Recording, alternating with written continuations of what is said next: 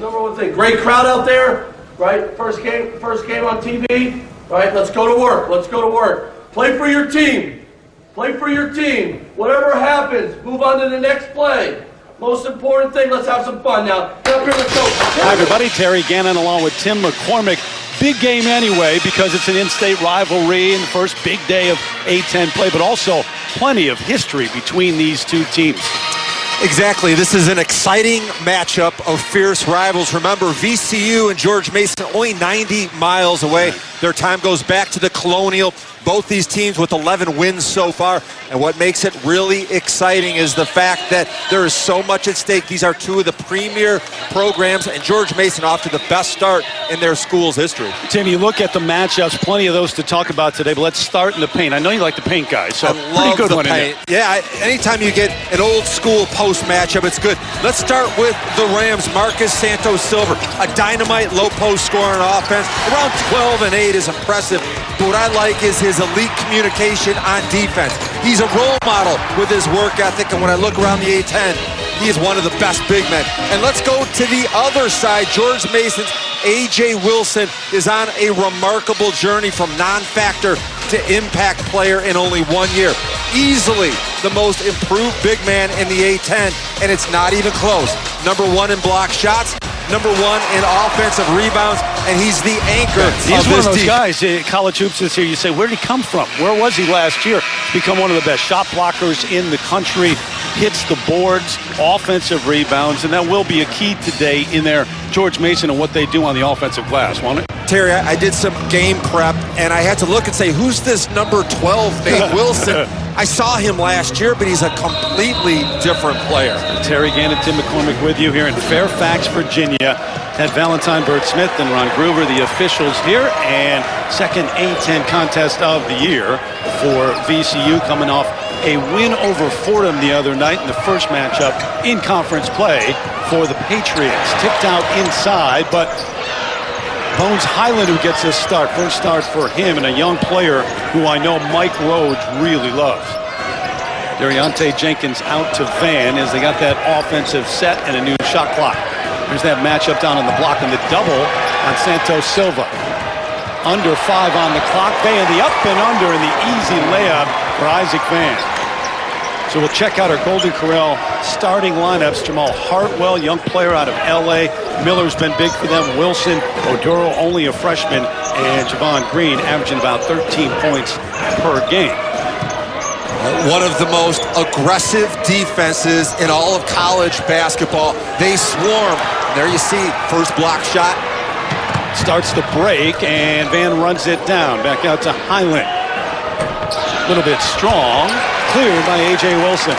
At shoot-around, Dave Paulson said, we will attack their pressure in the middle. We'll have our support guys out by the sideline to create space and driving lanes. It is more than anything what you have to prepare for, isn't it? When you take on VCU, you know, and as a point guard, you dread it half the time, but you're going to face that full court pressure throughout the day. It's well said by you, Terry. The only thing that matters, does George Mason look composed? Jamal Hartwell, long-range three, a little bit short. Santos-Silva clears the rebound. Golden Corral starting lineup. Jenkins, Sims, who played well. Highland gets a start. Santos-Silva and Van, and off the glass and in. It's the early lead for VCU. And the value of every bucket, it allows VCU to set up that full court pressure. That's a great point. And off of free throws as well. It's all interconnected. Wilson back out. Green with the length of Santos-Silva on it. Wide open is Wilson, way off with the jumper. And here come the Rams. You can see that the Rams do not respect the perimeter game for George Mason. They're playing very compact with their defense. VCU 11-3 on the year. Jump running hook with the left hand, Santos-Silva. You know, you may say Kareem because it's a hook shot. That reminds me with the left hand of Dave Cowens from the Celtics. Bringing back the big red head to the telecast today. Early lead. The Rams doing some work on both ends of the floor, and their guy who carries them normally doing it today. Early going here, Fairfax, Virginia. First A-10 matchup for George Mason. VCU 1-0 on the year so far. But 11-3, the Rams are. Those losses to Purdue, Tennessee, and Wichita State by a combined 16 points. And George Mason coming in 11-2, having lost to Maryland and TCU, but they were blown out in both of those. George Mason's program goal is 12 turnovers per game. Trust me, anything under 15 and Dave Paulson would be thrilled. Justin Kier in off the bench. He's been injured, only played in 6 games. Shot clock running out. Hartwell had to throw it up there. They're high up in the air. Wilson had a piece of it, but a whistle and a foul. He's going to stay at this end. Goes against VCU.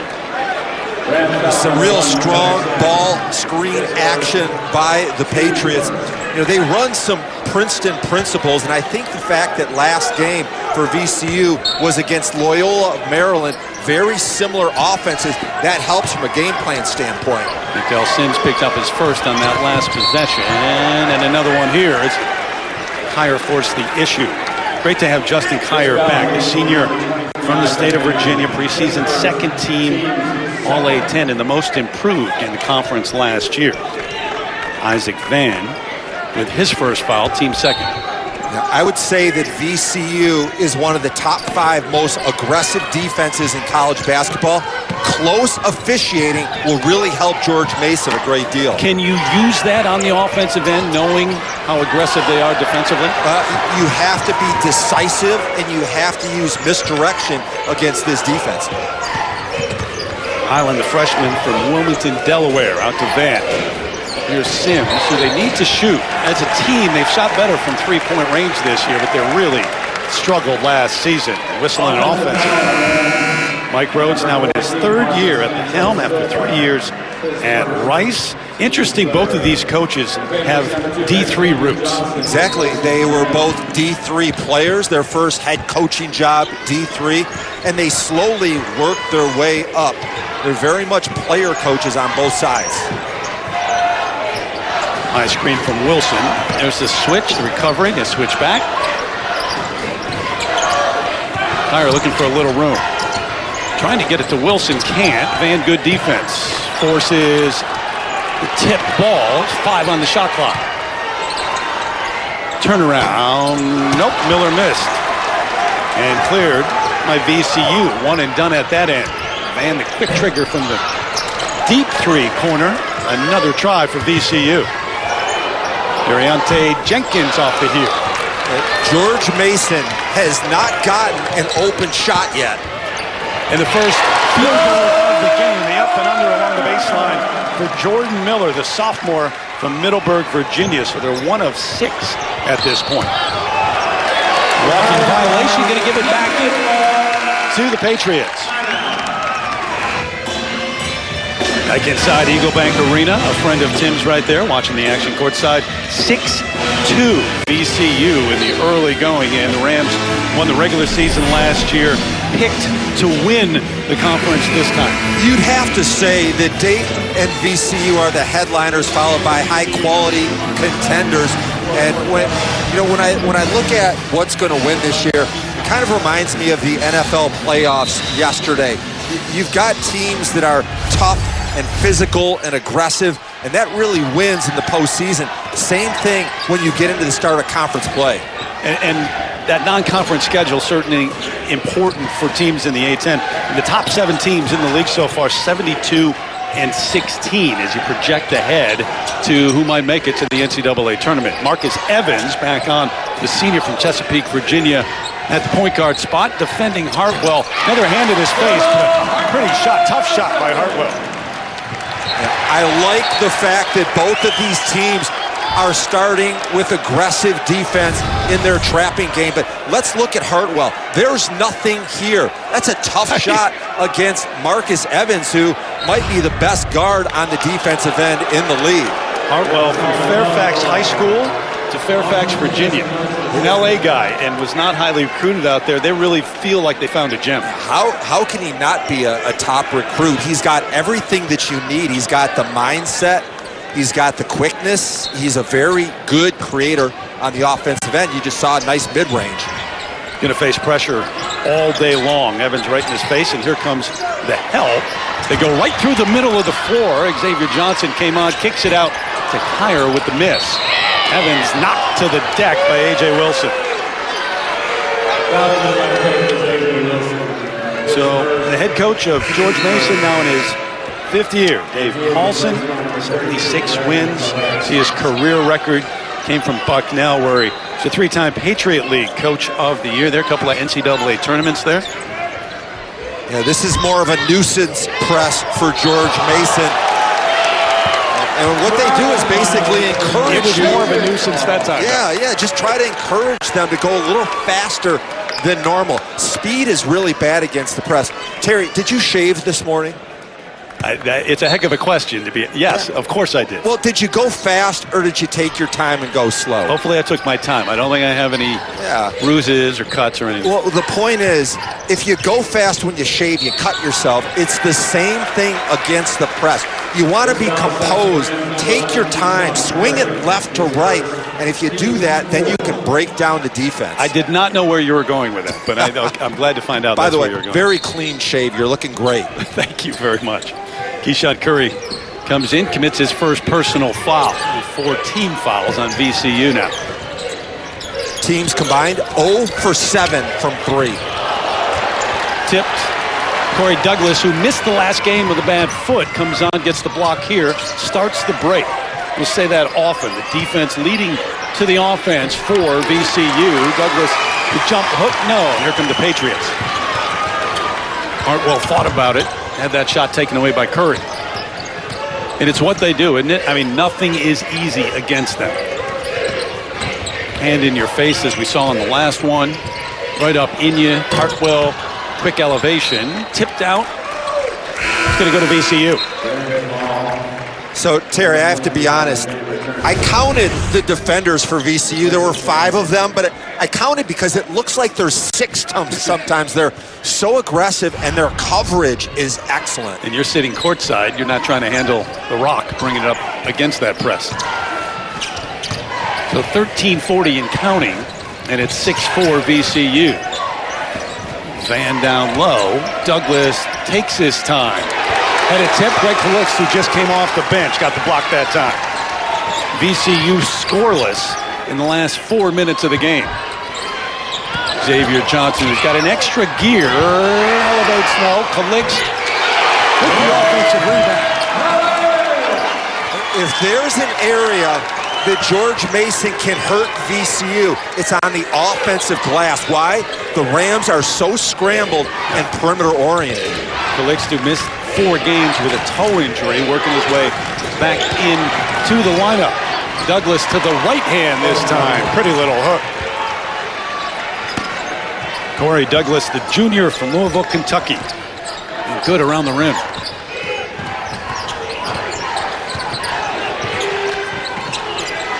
Good composure from Hartwell that time, which is certainly a big part of trying to break that press. Contact. They get Curry, I believe, yes, before the shot. Talk about that defense and where they rank nationally. Well, they're so aggressive, but one of the most impressive things about the VCU defense is their depth. Think about this. They go 11 deep. 11 guys play 14 or more minutes. That means they can stay completely fresh. Go out there, run as fast as you can, and then we'll get somebody in for you, then you'll go right back in. Also, think about this in practice. They're going against guys that are in the rotation. It's a huge advantage. Interchangeable parts as well. Can defend all over the floor. Knocked out. It's going to stay here with George Mason. Really no deception what George Mason wants to do. They're athletic. They're very good off the dribble. This is a get-to-the-rim style team that is now just starting to emerge with their perimeter game. And they brought back 4 starters from last year in a team that made the NCAA tournament, and 7 of the top players coming back. The guy that they're missing, though, is Otis Livingston, who started every single game at the point guard spot. But I actually think this team is more dangerous right now because they can all handle the ball. Last year, Livingston was pretty ball dominant. Gunnar Marr comes in off the bench for George Mason.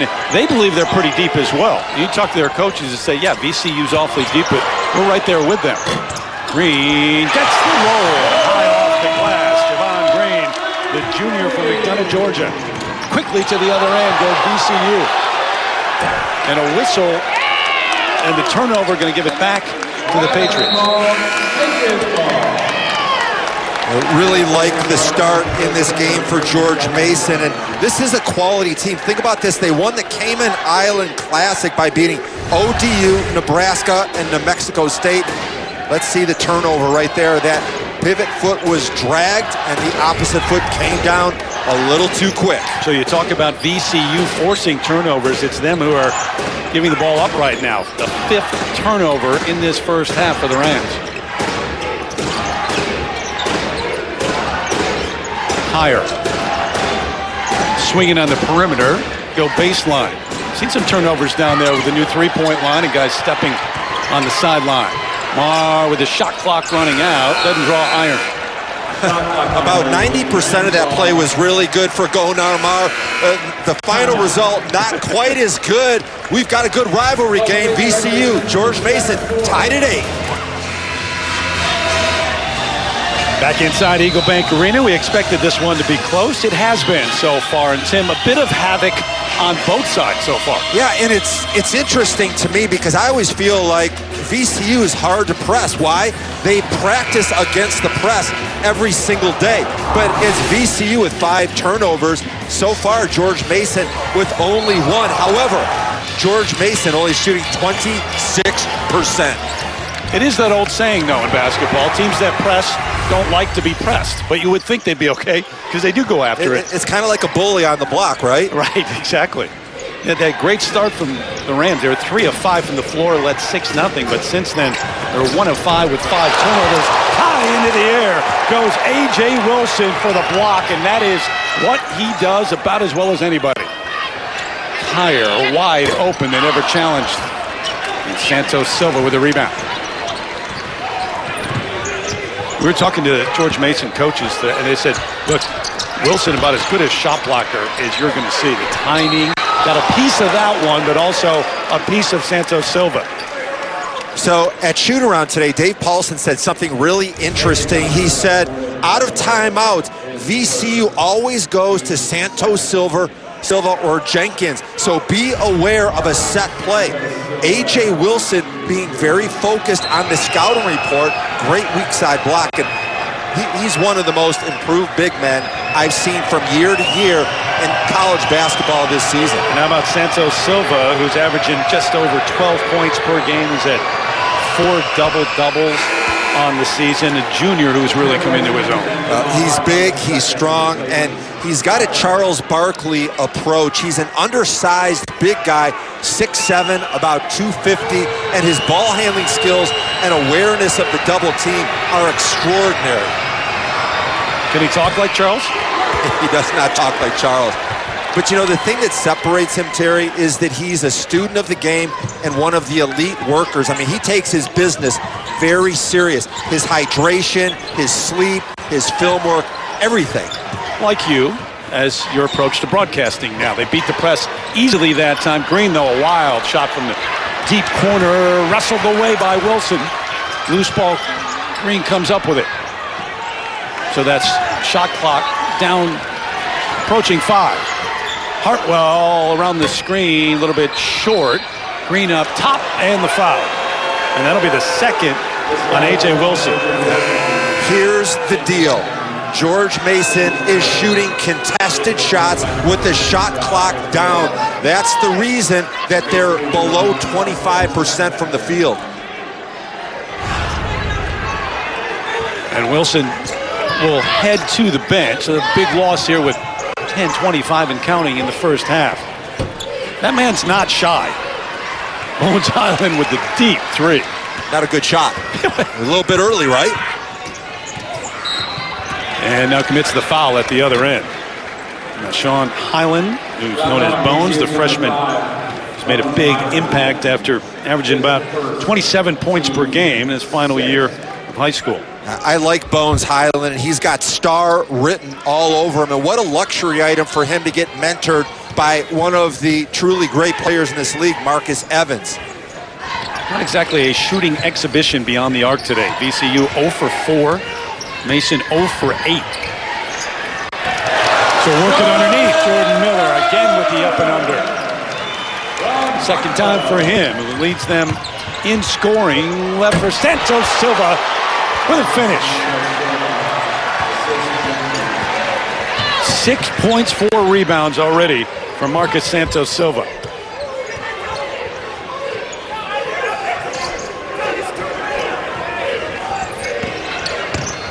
Challenge by Van. Boy, how about that confrontation at the rim? Tipped out, going to stay at this end. We talked a little bit about mentoring, and watch this. You shouldn't just leave without somewhere to go. Oh, he was very fortunate, but Marcus Santos-Silva came in. He was chunky, and he was mentored as a freshman by Justin Tillman. What a great emergence for him. You're about to go back to fundamentals there, but Deontay Jenkins said, no, I know what I'm doing. I got the big man following me.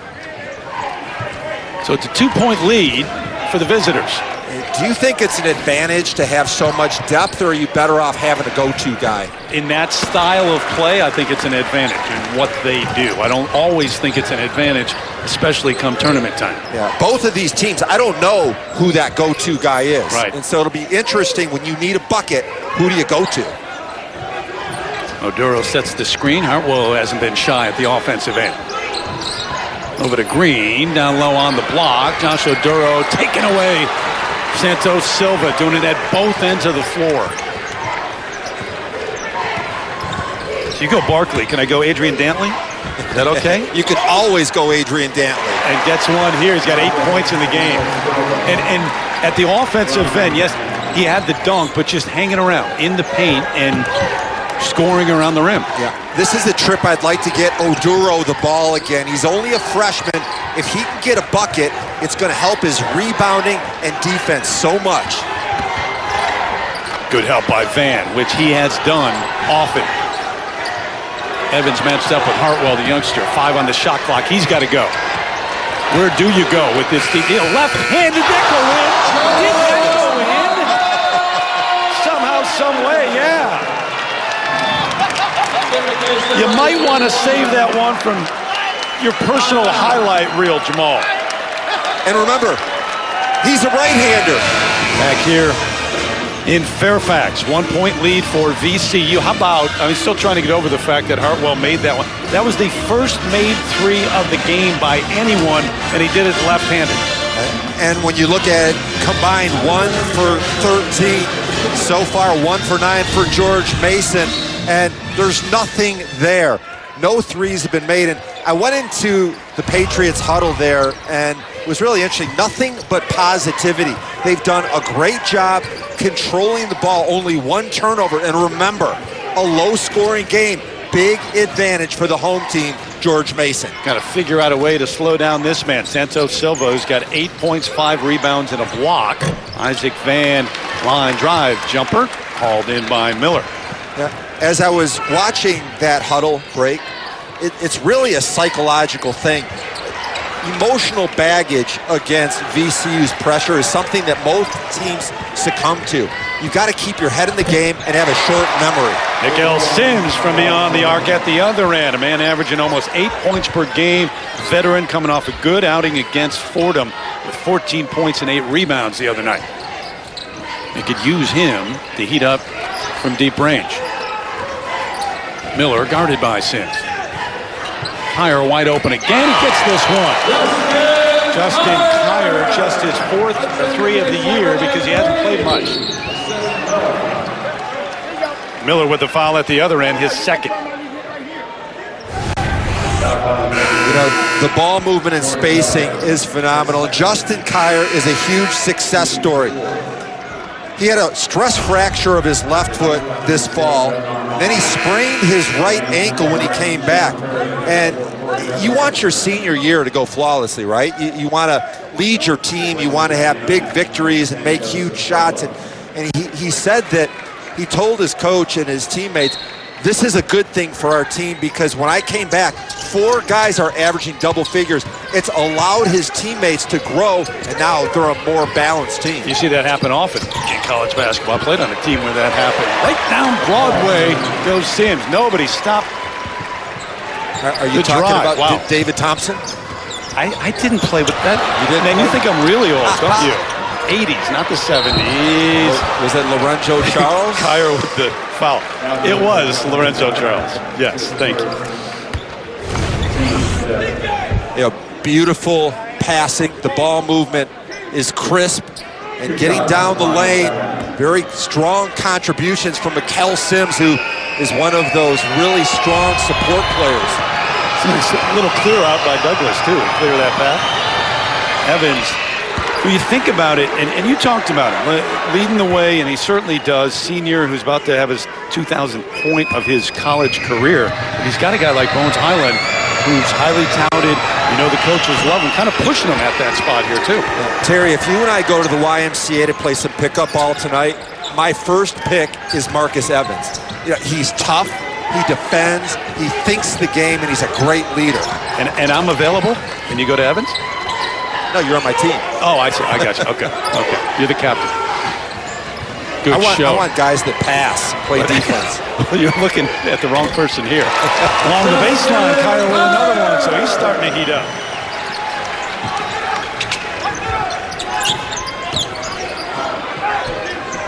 About a three-quarter court press from George Mason, as you called it. It's just a nuisance press, unlike what VCU tries to do to you, but they have forced a few turnovers with it here. Sims, quick trigger right over Johnson, who was in his face. Yeah, and there's a strong correlation between players that get layups and dunks and then start making perimeter shots. Remember the play before, Sims had an uncontested layup right down the middle. Little too aggressive with the defense. And they call the offensive foul here. It's the 21st three of the year for Sims at the other end. Sims is rep in the A-10. He's a 3-and-D guy. He's got great range and a really good spark on the defensive end. So setting the screen and pick up the foul, go to the other end, and that lead now at 6. Third turnover in the last couple of minutes for George Mason. Jenkins, boy, came off that screen, ready to shoot, didn't he? He did, and he reminds me of an NBA player. You look at the length, he's a thoroughbred, he plays both ends. More threes than anybody on the team so far with that one. Kyer thought, and then thought twice. VCU on a 10-2 run. They make it hard. They make everything difficult. 3 on the shot clock. Does he realize it? Now he does. Not the shot he wanted. Not the shot anybody out there wanted. Yeah, I like the point that you make, though. When you play against George Mason or against VCU, you feel like you're doing really well. You're in the game, and all of a sudden they drop a 10-0 run, and you don't even know what hit you. Doing it quickly here in the first half on the road at George Mason. So that lead, 27-18 for VCU against George Mason. Two teams that started awfully cold from three-point range, but collectively they've hit 5 of their last 6. One of the things that we've failed to really dive into is the fact that VCU and George Mason were two of the programs that set the standard for mid-major Cinderellas.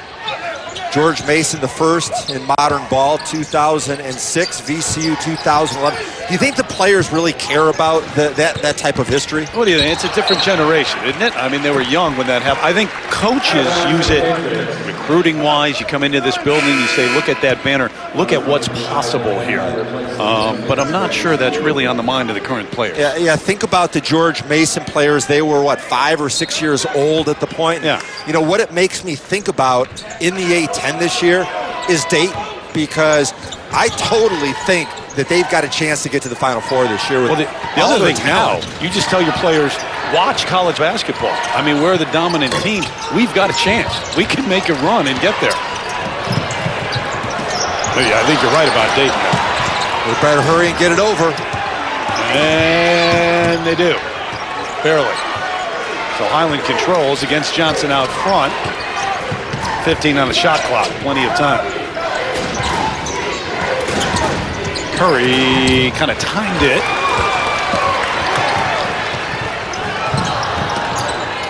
This has the feel of a big possession. Down 9, they have to cut into this lead. Biggest lead for VCU so far in the game. Hartwell kind of settled for that one. Sims, who's had a couple of threes already. Out of control, the offensive foul. Offensive foul. So 3:30 left here in the first half. First big day of conference play. He's into his hydration. He gets 8 hours of sleep, high quality food every morning, 7 days a week. He's in the gym working on his skills. And oh yeah, in practice and games, he dominates the low post. That's the other aspect too, and from the outside looking in, you can never really tell. You got to be in the locker room, on the team bus, on the flights. You need a leader in the locker room. I remember Phil Jackson once said, when your best player is your hardest worker, coaching gets really easy. Think Michael was a little demanding? Yeah, I do. Baseline taken away by Jenkins. Green gets it back from Oduro. They got to put a dent into this VCU lead before the break. Go down single digits on that shot clock every time because it's not easy. Stepped on the baseline, did Oduro. It's so important that VCU's defense is smothering the three-point line. If they go inside, there are opportunities available. Easily beat the pressure, set up the offense in the half-court set now. The team that shoots mid-30s in terms of percentages from beyond the arc. They really struggled there last year, but that man just keeps doing work in the paint. Double figures already with 10. And it's relentless. I mean, it is absolutely relentless, that defensive pressure. And a double-digit lead and trying to extend it.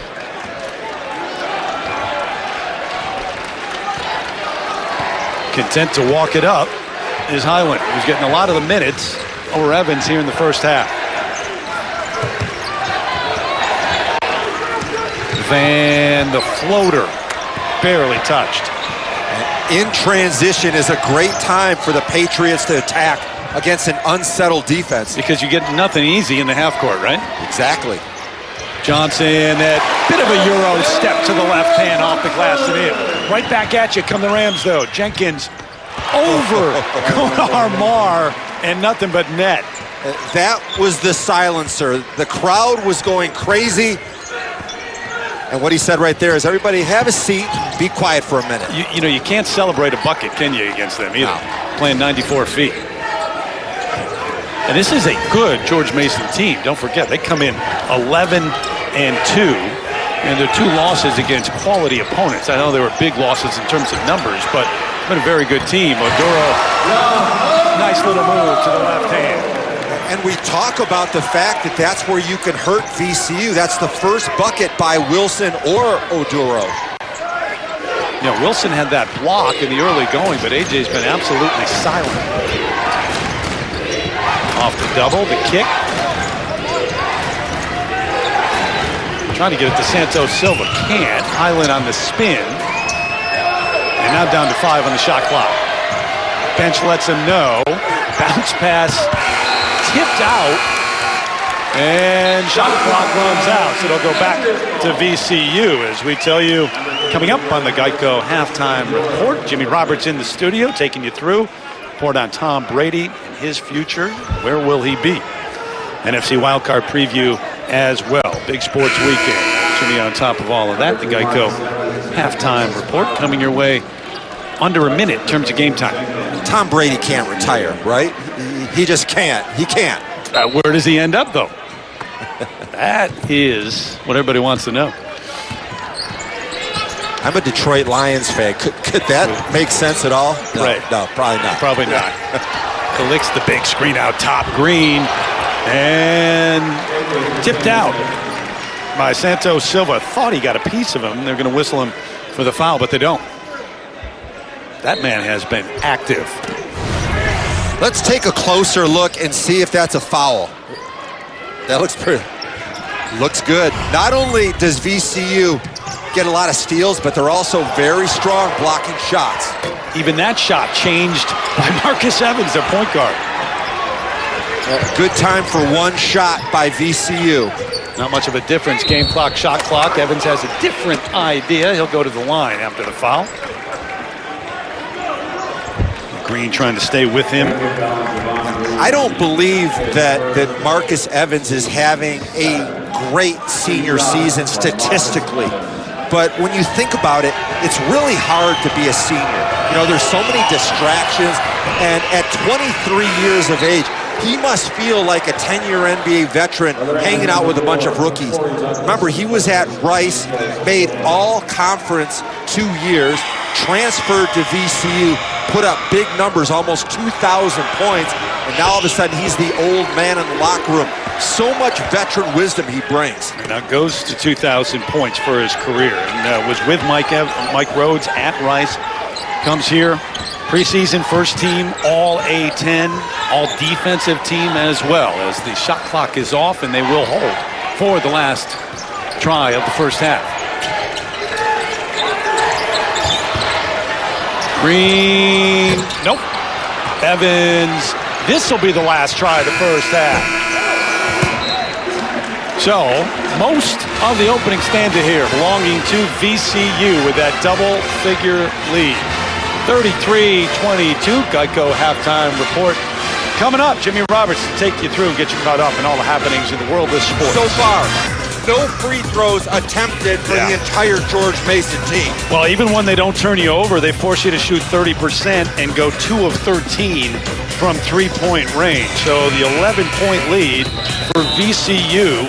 Both teams coming in with 11 wins on the season. The second conference game for VCU, coming off the win over Fordham the other night, and the first one of the season for George Mason. Bones Highlander got the start, gives it off to Sims. Had a couple of threes in the first, a little bit short this time. So if you're the Patriots, you went to the huddle earlier in the game. You said everything was positive. You think it still is? Yeah, I do. And there's a couple of adjustments. I would anticipate they're going to start going to drop coverage on their screen and roll defense, which I think will help them a great deal. Miller with a penetration out to Green, and he gets the deep corner three to open up the second half. Javon Green, who shoots 33% beyond the arc, which of course is extended this season in college basketball. You like the move on that? I do. I think it's great. You know, we talked a little bit earlier about the challenge of shooting threes with a longer line, especially in the corner. Dave Paulson was saying earlier this year, his guys kept stepping out of bounds with their heels, but now they're adjusting, and Javon Green has been a real explosive player so far for the Patriots. And a big play at the other end, because that whistle and a foul, that's the third on A.J. Wilson, who only played a little more than 6 minutes in the first half because he had 2 fouls, and he's got to go right back to the bench. And he's the player that we focused, the unequivocal most improved big man in the A-10 this year. Number 1 on offensive boards, number 1 shot blocker, getting about 12 points, 8 rebounds per game. Hey, what's that do to your defense, too, when you know you've got a shot blocker behind you and you can take some chances, maybe gamble here or there, put some pressure on night, he goes away. Yeah, I think that VCU is going to have a field day with drives and post moves in the second half until he gets back in the game. Other side of it, it's Johnson who goes right to the rack. Goes around Jenkins that time for the bucket. You don't see as much three-quarter court pressure from the Patriots here in the second half. That's a good adjustment too. Slow the game down a little bit. Highland trying to work the two-man game. Hartwell recovered, tipped up, kept it alive. Santos-Silva, he has been some active force in the paint today. Whistle and a foul against the Patriots. Would you call that a little bit of a mismatch? You've got an all-league big man who's been through the ringer for 3 years already versus Oduro, who's a freshman. He's an inspiring story because he's so much better than what they thought at this stage, but this is going to be a learning experience for sure. He's going to school today, isn't he? Yep. Well, it might be graduate school. Just jump right ahead. picked up his first foul on that possession. Keyshawn Curry comes off the bench for VCU. Round the screen, Highland again, not shy to let it fly. Didn't draw iron though. Hesitation to the left hand. We know he can make those from long range. Now he goes mid-range, Hartwell. And it's a 6-point lead. So they've done what they came out to do in the first couple of minutes in the second half. Santos-Silva drawing Odoro away from the basket, taking him back in. He's going to draw another foul on the big man. And it's pretty clear what they want to do at this end, isn't it? It is. And what I want you to watch in this replay is the fact that there's no help D coming because VCU has been much better from three. To leave a freshman on an island like that is a huge mismatch.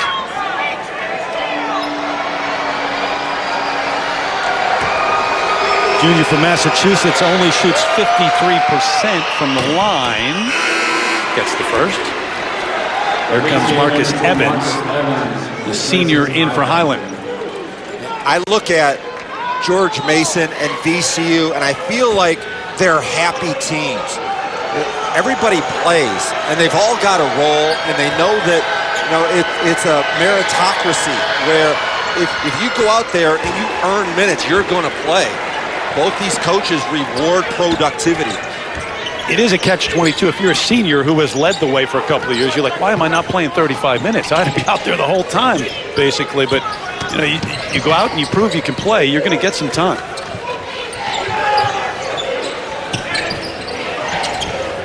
Even that, Santos-Silva coming out, the 9 high into the air goes Jenkins. One and done for Mason.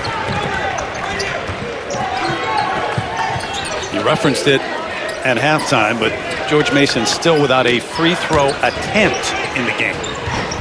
Oh, just keeps happening, and it's going to keep happening for a while, I believe. How do you stop that? Can't. Without another man to come in and help. And by the way, he was just at the line for 2. VCU perfect from the line for the game. 10 of 10. Remember what we said? As soon as Wilson went out, VCU's going to attack the lane. Green does it this time. See if they got Jenkins. No. It's on Keyshawn Curry. That's his third. So it's Green, the junior from Georgia, to the line. 2 shots for Javon. As a junior, top 20 in both scoring and rebounding in the A-10. Dave Paulson, his coach, said that what he's really encouraged him to do is to hit singles. As a freshman, he wanted to make the home run play all the time, and he said just be poised, show composure, let things come to you, and keep hitting singles. He's batting about 300 so far from what I can tell. Better numbers every year. Gets the roll on that one, averaging just under 13 points per game. Their second leading scorer and rebounder, and leads them in assists this year. So the lead is at 8. Santos-Silva wants it on the block. Got Calixton there now to try to defend and the double. So Jenkins on the cut, and Santos-Silva finds him the foul. With Wilson out, George Mason cannot cover one-on-one. And here, take a look at Santos-Silva. I feel like he's a savant in his pick-and-roll coverage. Watching all the teams in the A-10, I don't think any big man does a better job with the hard hedge than Santos-Silva. Can they even stay in this thing if Wilson's on the bench? I don't think so. And he's got 3 fouls. I would get him back as soon as possible because they're going to keep going inside, and that lead is going to keep on growing. Deontay Jenkins, the senior from South Carolina, with the free throws. It's a 10-point lead. Double figures once again. Here comes the press. Hartwell breaks the double right down the lane. Floats. Should have gone to the left hand, huh? Well, everything but the finish that time. Sims wide open. Yeah. Never a doubt as he raises the 3. His third of the game. And if he could emerge as a consistent three-point shooter, I mean, he's always been a shooter, but they can count on that, and that would be huge for VCU long-term, rest of the season. Miller, Sims got a piece of him. Mikel Sims, big spark so far. It's interesting because Coach Paulson said that the #1 problem right now is their three-point rotation.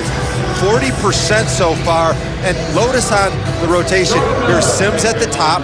They lost their man. The rotation is late, and it was the same problem in their 34-point loss on the road at TCU, in which they gave up 14 three-pointers. This is an uncharacteristic thing because on the season, George Mason, one of the best in the A-10 at covering the three. Miller at the line, cutting into the lead. So putting a little dent in that 9-2 VCU run the last couple of minutes. Santos-Silva guarded by Calixt. Down on the block. There it is. There's the double, so they make that adjustment. Make sure somebody else beats you. Van, tough shot over the outstretched arm of Jordan Miller.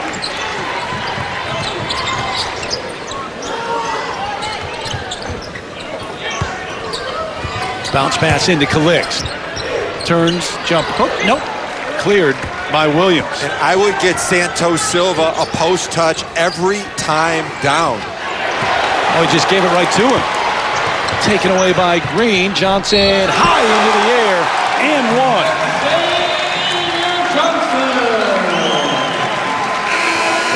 Xavier Johnson is fearless. He's an aggressive playmaker and strong finisher, averaging 12 and 6 assists over his last 3 games.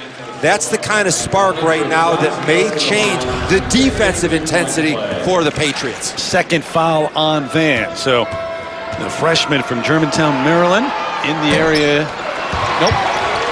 Can't complete the three-point play, so the lead stands at 9. You know, coaches, it's a cliche, but coaches always say we can't get it all back at once. Possession by possession, and really trying to do that until you can get Wilson back on the floor. Wild left-handed shot from Douglas. Didn't touch the rim either. Down 9, but doesn't it seem like more than that? Yeah, it does. I think because VCU has controlled the game from the start pretty much. Higher the fadeaway. Haven't had many opportunities, too. We talked about offensive rebounds being a big part of this, but with Wilson on the bench, haven't been able to go there. Williams. Miller late getting out, and it's Vince Williams, the sophomore from Toledo, who buries the long-range jumper. Timeout. That one here. It's a 12-point lead. Even when George Mason, the team is losing, the green machine is winning all times. Next time out, rather than go into one of the huddles, can I go into the band? Sure. Yeah, Doc Nix and his group are rated the best pep band in all of college basketball. And they let the band members sing. They've got some great voices.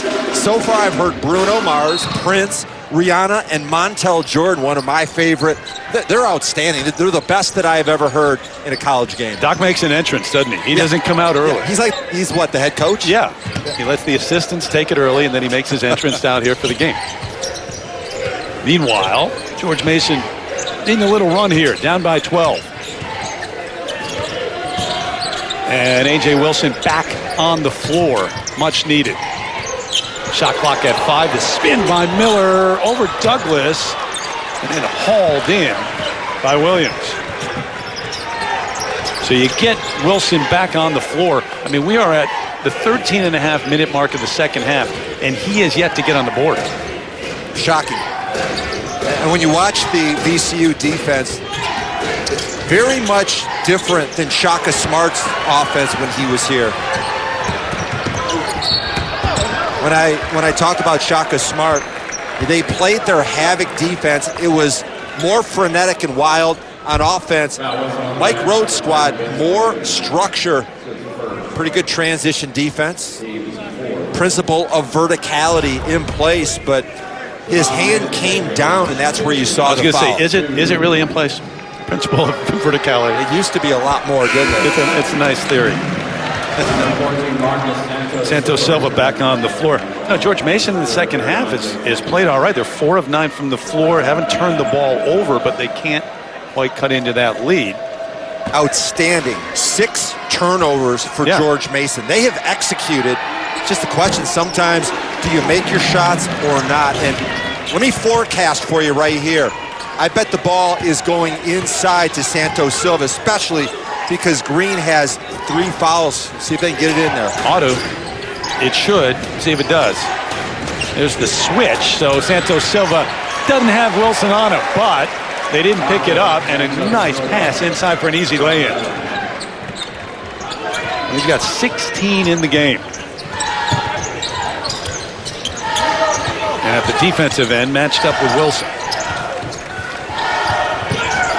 Do you want me to forecast again what they're going to do next trip? Yeah, wait, let's see what happens here. Didn't take long, did it? Johnson, the crossover, lost a little too much of that. Green gets it right back, though. Javon kicking it out. What is often overlooked in terms of three-point shooting is the pass that leads to the 3. That was high. Yeah, there's no chance of getting that shot off with rhythm. Turned it over. And did you notice that he looked down to check where his feet were? He was more concerned about stepping out of bounds than he was getting a 3 off. Yeah, and it's that line, too, which early in the season especially, we saw a lot of turnovers. And guys have kind of adjusted, but it's still in your head, I would think. The extended three-point line goes straight down to the baseline. Not much room in the corner. Evans.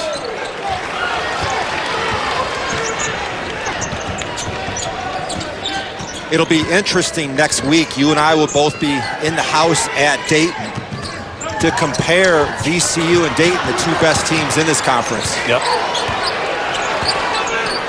Both have lived up to it to this point, Dayton especially. I mean, you look at them and highest, with all the teams that are in the rankings from the A10, they're the highest.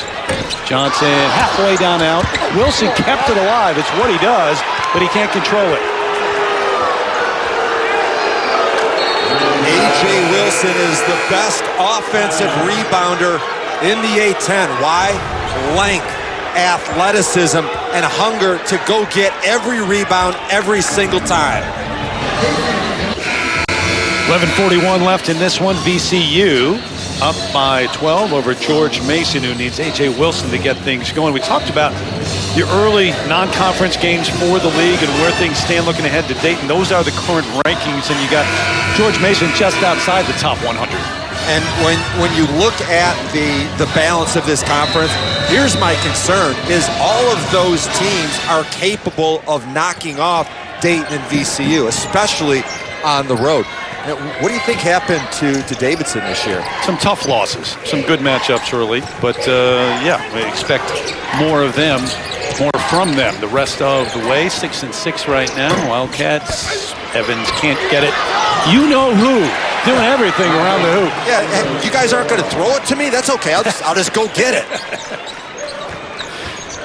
You know that, right? There are times when you just got to go do it yourself. I was open. Give me the. All right, forget it. How many years? NBA, Michigan. Yeah. I have never hid my admiration for Santos-Silva. I'm near the top of his fan club membership. Got 18 points and 8 rebounds. That membership is growing, I think.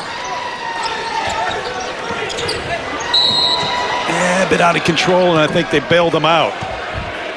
And it's Williams picks up his second. We'll give you another look. I know you love watching the guy. Thank you so much. And the beauty of his attack is that he does not need any plays run from him. He just goes and battles it. That ball was out of his area, and he still went and tracked it down.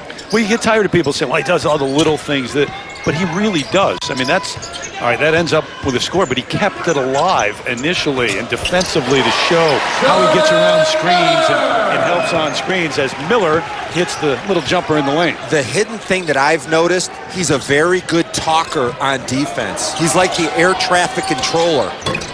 Which does not show up on the stat sheet, and he's got another offensive rebound. Isn't that getting boring? Yeah, exactly. Another rebound. Oh, in and out. So we can't give you another replay. I know you wanted one. I think one's coming soon. The lead still at 12. Kyer maybe not the shot they wanted. Highland back in, playing along with Marcus Evans at the 2 guard spots. The youngster and the veteran throw it up to Santos-Silva. What a catch, and the body control. You know, it's one that you normally go up and get, and he stayed low. We might see that again. Not just because you want to. Coming out, the trap. Kyer. Those are shots that Kyer normally makes. This defense, the intensity has taken him completely out of his rhythm. Oh, just keep feeding the big man. He's got 22 in the game, the last 8 for VCU.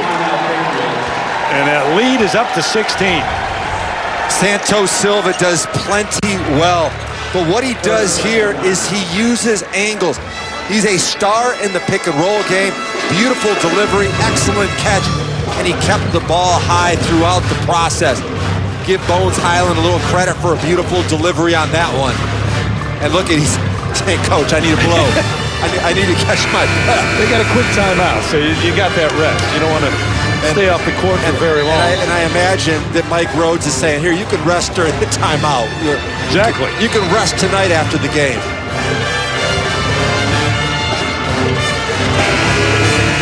Preseason 13 All A-10, but you got to believe he's higher than that with his play so far. How about this last one from Kyer? Well, this is a frustration shot right here. Kyer has said to himself, my gosh, I've been working so hard and nobody leaves me. I can't get an open shot.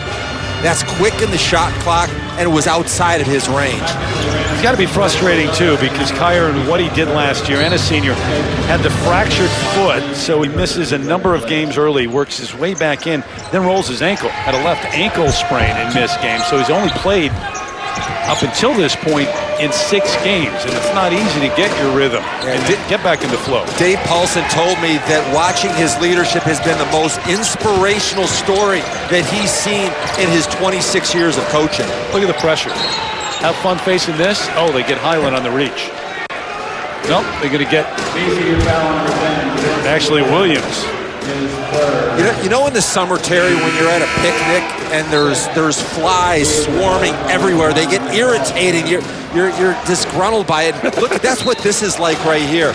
This pressure is relentless, and it's intense, and it's every single possession for 40 minutes. I live in California. We don't have flies, but I know what you're talking about. Backdoor cut taken away along the baseline. Curry hesitates, drives it coast to coast for Keyshawn Curry, the sophomore from Jacksonville. And it just wears you down. Those flies wear you down at the end of the picnic. You are exhausted. They've got flies here in Virginia. Keyshawn Curry is a guy for Rams fans to get excited about. Against Loyola Maryland, really good. 12 points, 3 rebounds, 22 minutes. Curry and Highland are getting more run as the season goes on. Yep. 10-2 run by VCU, and they already had the lead. Pretty impressive. Just taking care of business today in every way. And Santos-Silva finally gets a rest. 22 points in 22 minutes. How about that for efficiency? Efficient.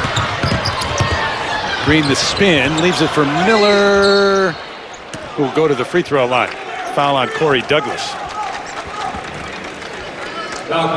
What a good story Jordan Miller is. I know he hasn't had his best game, but last year he was just practicing with the team, and he was doing really well in practice, but he was down the depth chart, and there were a couple of injuries, and Coach Paulson said, look, we really might need you. They were getting ready to play Rhode Island, so they put him in the game. First play, he had an amazing dunk, finished with 14 points, and has been a fixture in the starting lineup ever since. Yeah, he's got a red shirt, and then because of injuries, they needed him pressed into action and averaged double figures last year. Now he's taking it up to almost 14 a game. Whistle and a foul. This is an unpopular call right in front of Mike Rhodes. Things just getting underway. That triple header here on NBCSN today. We talked about Davidson, about Duquesne, picked in the middle of the pack in the A-10 this year, but coming in 11-2, got a win in the A-10 already. Off to a really quick start. Lost a couple of puzzling games to UAB and Marshall, but they start off with a 14-point win against St. Louis. And you know, when you think about big men in the A-10, two names that really come to my mind are Hassan French from St. Louis, and that man right there, he's enjoying a man's laugh, and it's easy to do when you've got 22 and 9. More than the top two from the Patriots in both categories. So kind of doing it, not by himself because he's had help, but certainly been active since the start. Hartwell off the heel. Jenkins showing you that length too. It's another thing. You know, you're going up against this defense and they are long. I mean, at the top of that press, they have tall, lanky defenders. From the deep corner, the three from Highland. Why did they call him Bones?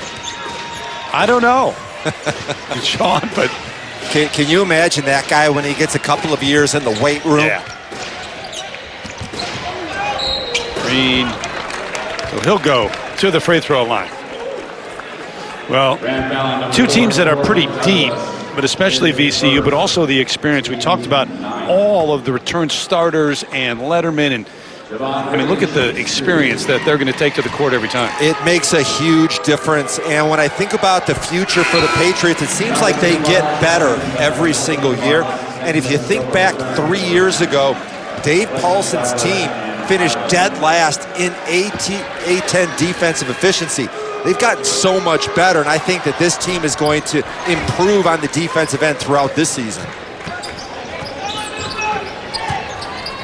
Oh, he just lost it. Green, nope. And Curry the clear. That was strange. It was a 1-on-4 break. Nobody for George Mason even got over half court. No, exactly. Santos-Silva hits the deck and got fouled on that rebound. I believe it's Oduro. Yep, and it's his third. Kyer comes back on for Green. This is really a big improvement over last year in this game when VCU visited Fairfax. In that contest, 22 Patriot turnovers led to a 35-point demolition. So really they played better against this pressure, but it goes to show you where they have to work if they're going to be able to contend at the top. That's not the curve they want to judge it against. No. Scoring 36 points in a game. Jenkins, mid-range jumper, turns around and says, thank you, Mikkel. So it's a 21-point lead for VCU. Johnson may have gotten away with that arm and a little push, but off the glass and in. He's got another gear, doesn't he? He does. He's explosive. Yeah. But he doesn't play fast or out of control. Be quick, but don't hurry, right? The old John Wooden saying. There's nobody better to quote than John Wood. Evans had no other choice. Really had nowhere to go.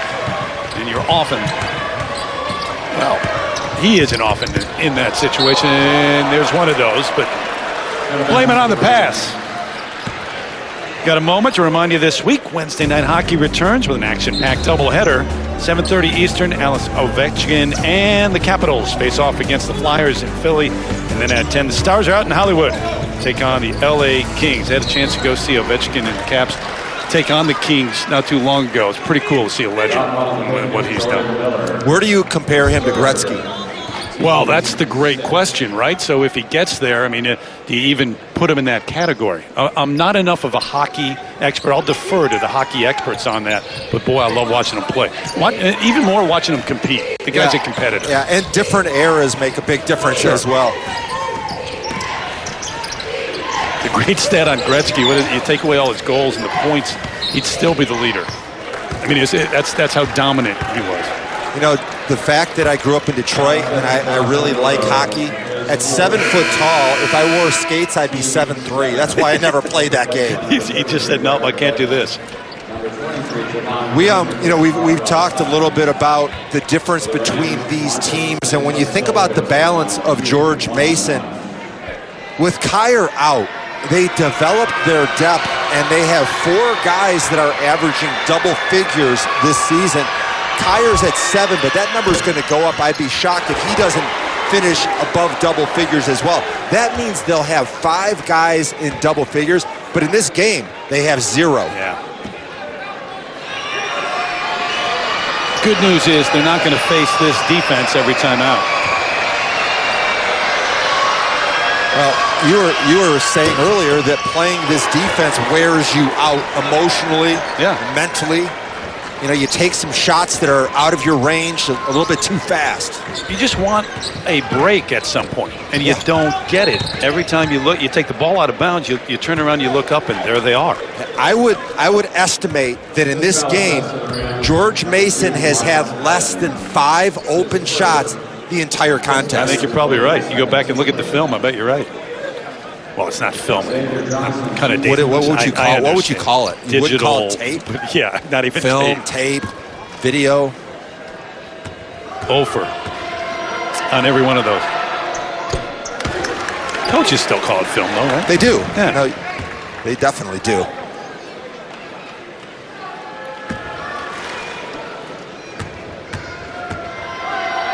Think about the start Dave Paulson and George Mason had to this season. They won 11 non-conference games. That's a school record as a Division I school. In Division I play, started 5-0 for the first time in school history, and in danger of falling to 11-3. Still a lot to be optimistic about. Yeah, the losses for George Mason this year are definitely respectable. They lost at TCU. And they also lost a blowout to Maryland. Now, when they lose, they do really lose. They lose for sure.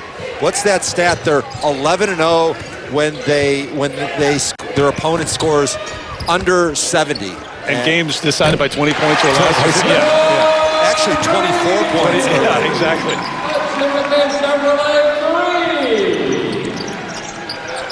Dave Paulson did say, though, that the problem is that when their shots are not falling, the Patriots lose their intensity on the defensive end, which you can't have.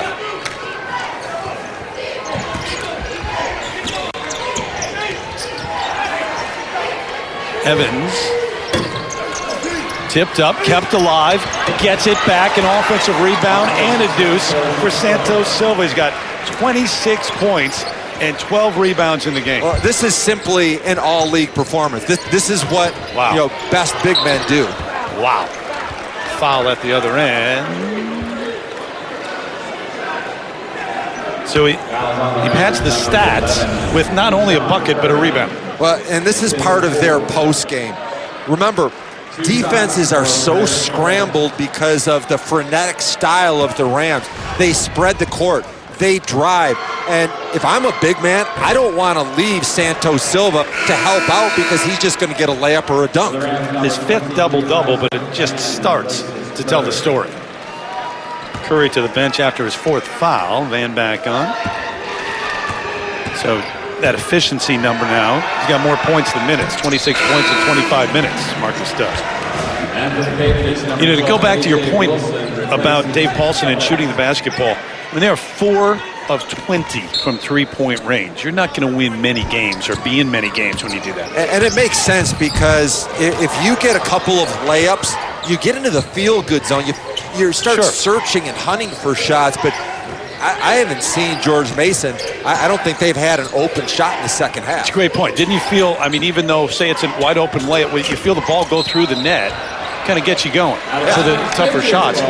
That hasn't been available. Well, also, what about the fact that you get a couple free throws? The same thing. Yeah. It gives you a little adrenaline shot. So George Mason, 0 free throw attempts in the first half. They're 7 for 9 now, but that first 5 or 6 minutes really sets the tone for the whole day. Better pass. Caught it and buries it. You're exactly right. Higher from the deep corner. Van got hit. Yep. A.J. Wilson. Boy, minutes or even seconds per foul for A.J. Wilson today. Passing the test on the road. not very far from home, about 100 miles for VCU to come up I-95, take on George Mason, but they're up 14 with under 4 minutes left in this one as we just get things underway here. Jam-packed day in the A-10, and check out the standings and all success for Dayton and Duquesne. Richmond's been very good, and there's VCU, who picked to win the regular season. I don't think we've really touched on Duquesne much. They're the best shot blocking team in this league, and when you look through the statistics, they're good in almost every area. Very few mistakes. Davidson Duquesne coming up next, and then UMass taking on St. Louis. We'll see UMass next week against Dayton. Van to the free throw line. That last foul, by the way, they called on Oduro. He's got 4, so it's not Wilson. Wilson with 3, although he goes to the bench. We'll see if we see him back in. 50% of the scoring comes from the senior class, and I think that Isaac Van is the best defender on a roster of teams that can all defend. Let me ask you a question. When's the last time you saw a team go 16 of 16 from the free throw line? I can't remember. Doesn't happen very often, does it? Miller collected and rushed. Easy one inside. So what do you think about George Mason? Maybe don't forget about this game because you learn more, but long-term over the course of the season. Well, I like them, and Justin Kier is nowhere close to where he will be. Yeah. Remember, he's rehabbing that ankle. He had a stress fracture. I think that I really like their three-quarter court press against everybody except VCU. I think they would have been better off starting off in half-court defense. It speeds up a lot of people, but VCU wanted a fast game, and I think it played into their hands. Got to shoot the basketball, too. It does come down to that, right? Yeah. I mean, you can't have days like this shooting the rock. Well, it's a simple game, and turnovers and making shots can hide a lot of issues. Evans on the reverse. What the mindset of Marcus Evans? Certainly a leader on this team, but now really pressed by Highland, who got the start today. That's the first bucket for Marcus Evans. That's an all-league player. And I think what's going to happen is, as the season goes on, Evans is going to stay fresher because of Highland. A little bit late getting there. Green with the foul on the block. So Jenkins will go to the free throw line. Yeah, you like a little defense? We've talked about Santos-Silva on the offensive end. There he starts the break. And Terry, don't you think he's fantastic at running? He's a 94-foot sprinter.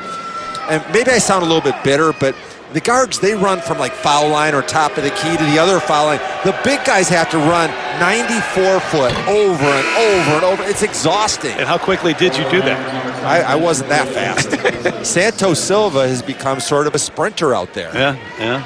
And then there's a lot of big guys that don't want to run as fast as he runs. That's why he's going to get a few layups every single game, because he outruns his matchup.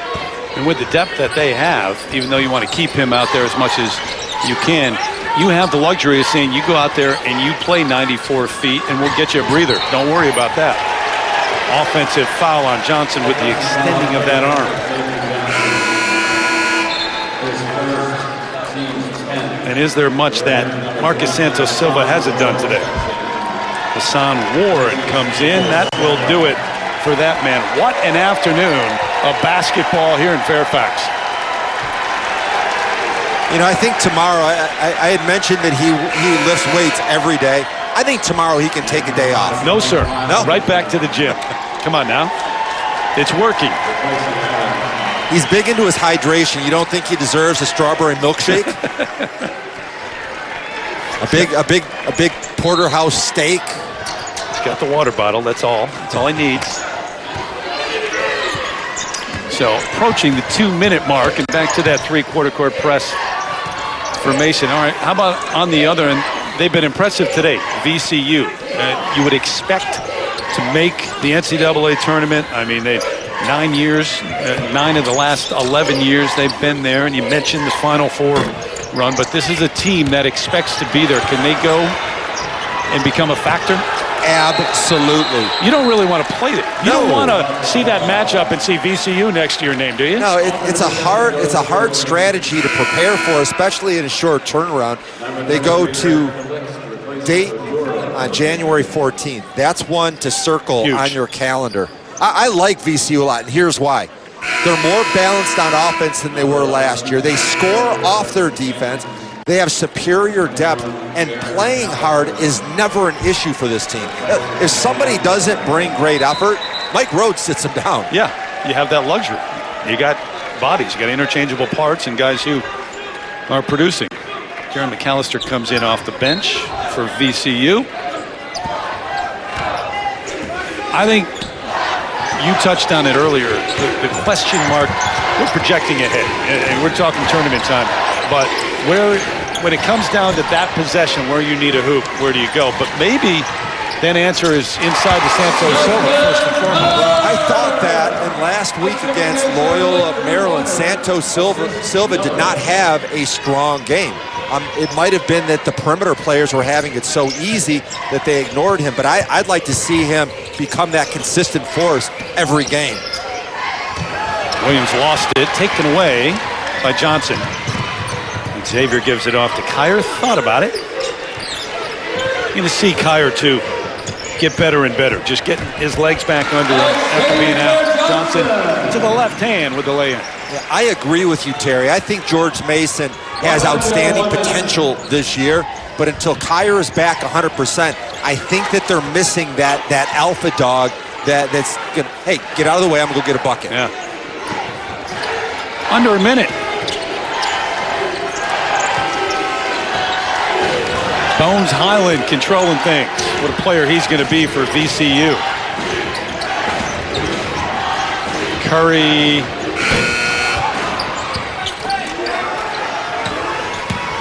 The George Mason going to fall to 11-3 and 0-1 in the A10, and VCU will take it to 12-3 and 2-0 after that win over Fordham on Thursday night, and the victory on the road here as their fans stand and cheer. A lot of them in the house here. It's only, again, 100 miles or so, hour and 45 minutes from Richmond coming up here, and they get the victory on the first big day of play in the A10.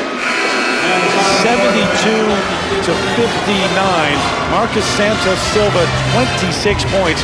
He was 10 of 14 from the field goals, 6 of 6 from the line, and 12 rebounds. An unstoppable force, and clearly the premier player on the court.